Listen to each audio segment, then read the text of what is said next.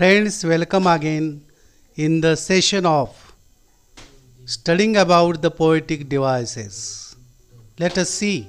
Political people use this type of element mostly. An appeaser is one who feeds a crocodile hoping it will eat him last. It's like punching people in the face but with words. व्यंगपूर्ण टिप्पणी करण्यासाठी या प्रकारच्या एलिमेंटचा वापर केला जातो. To mock someone और something which is more noticeable in spoken words. It is used harshly, often crudely, for destructive purposes. Most noticeable in spoken word, it is an undercurrent of irony. The next element is sardonic. निरादरपूर्ण शब्दांचा वापर करून आपण या एलिमेंटशी संपर्क साधतो. Showing that you think you are better than other people and not taking others seriously, skeptically humorous.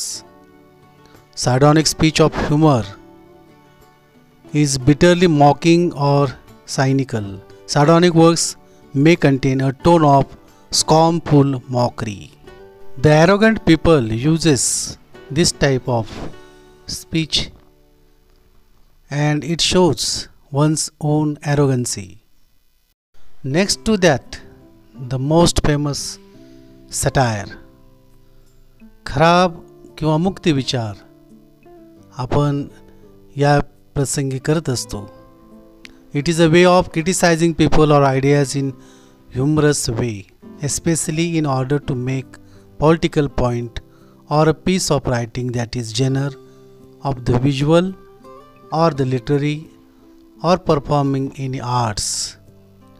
Satire uses humor, irony and exaggeration to expose folly or critique an individual idea or society.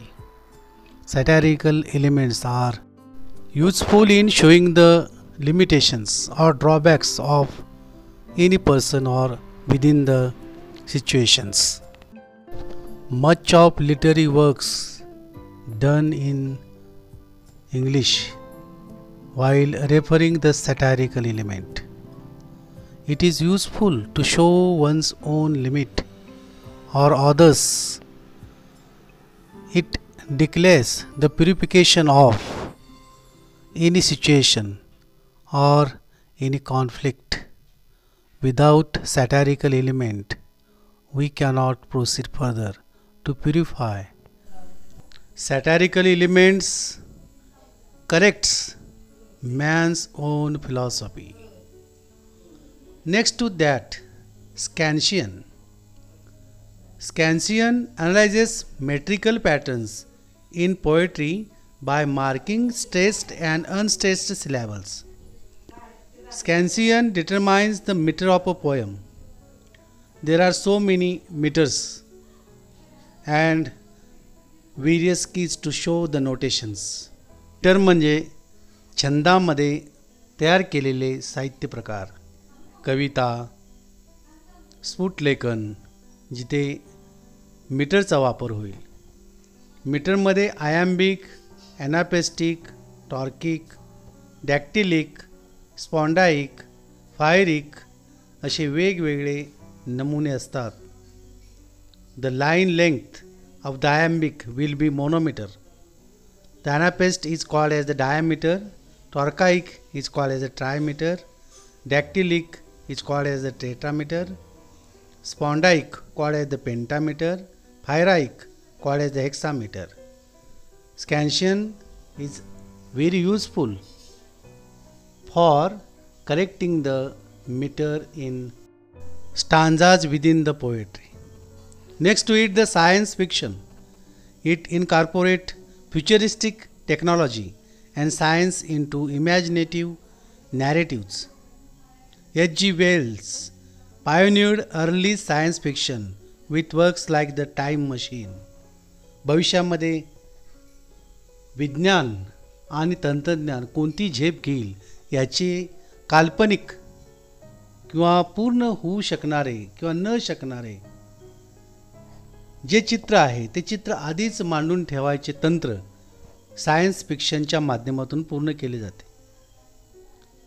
Harry Potter, time machine किंवा एलियन्सचा वावर या बाबी science फिक्शनच्या उदाहरणं म्हणून आपल्याला चर्चेला घेता येतात. Next to it the semantics. Semantics म्हणजे शब्दामध्ये जो अर्थ भरलेला आहे that is called the lexical meaning, किंवा वाक्यामध्ये जो अर्थ भरलेला आहे that is called as the syntax, यांचा अभ्यास करावायचा म्हणजेच सेमॅन्टिक थिंकिंग किंवा सेमॅन्टिक स्टडी असे आपण म्हणू शकतो. Semantics defines or refers to the meaning encoded in language. Semantic analysis examines meaning beyond syntax and structure. वाक्यामध्ये दडलेला गर्भित अर्थ, शब्दामध्ये दडलेला गर्भित अर्थ किंवा one word substitution, word composition, word formation, syllabic words, what are the syllables, how many syllables must come together. Syllable एकत्र आल्याने त्याचा अर्थ का, कसा किंवा कितपत घ्यावा याबाबतचे शास्त्र म्हणजे सेमॅन्टिक्स आहे. त्याबरोबरच सेन्सॉरी लँग्वेज याचाही आपल्याला इथं उल्लेख करावा लागतो. सेन्सॉरी लँग्वेज वेगळी असते आणि फिलिंग लँग्वेज वेगळी असते. Sensory language can be defined as it evokes physical senses like sight, sound, taste, touch and smell. Effective description utilizes vivid sensory details. आपल्या ज्ञानेंद्रियांना ज्या ज्या गोष्टी आवश्यक वाटतील किंवा त्यांचा अर्थ मेंदूकडे कोणता पोचतो त्या भाषेला किंवा त्या भावनेला समजून घेणे म्हणजेच सेन्सॉरी लँग्वेजचा वापर केला असा अर्थ निघतो. त्या उलट फिलिंग म्हणजेच एका व्यक्तीने आपल्याला समोर आलेल्या चित्राचा कसा अर्थ लावला किंवा त्याला काय अभिप्रेत आहे किंवा तो काय व्यक्त करतो ह्याचा विचार हा सेन्सॉरी लँग्वेजपेक्षा वेगळा असतो. त्यामध्ये फिलिंग्स दडलेले असतात, भावना व्यक्त व्हायच्या असतात आणि त्यामुळे दोन प्रकारे आपल्याला लँग्वेजचा वापर करता येतो. त्यामध्ये सेन्सॉरी लँग्वेज आणि फिलिंग लँग्वेज. त्यानंतर शेवटचा मुद्दा आपल्याला पाहता येईल तो म्हणजे sesquipedalian. Sesquipedalian refers to extremely lengthy multisyllabic words. Politicians sometimes use sesquipedalian. याचा वापर केल्यानंतर आपल्याला एखाद्या मोठ्या वाक्प्रचाराचा उच्चार ज्यावेळी आपण करेन, चांगल्या प्रकारचे ओरॅटर्स किंवा राजकीय व्यक्ती अशा घटकाचा नेहमी वापर करताना दिसून येतात. मोठमोठी वाक्य बोलणे, शब्दांच्या जंजाळामध्ये समाजाला अडकवून टाकणे यासाठी या तंत्राचा वापर नेहमी केला जातो आणि त्यामुळे एका क्षणात होत्याचे नव्हते होते किंवा सभा जिंकता येते. या सर्व पोएटिक डिव्हाइसचा वापर कसा केला जातो याबाबत तुम्हाला कल्पना आली असेलच. तुम्ही हा व्हिडिओ पाहिलात त्याबद्दल पुन्हा एकदा आपले धन्यवाद, आभार. थांबतो.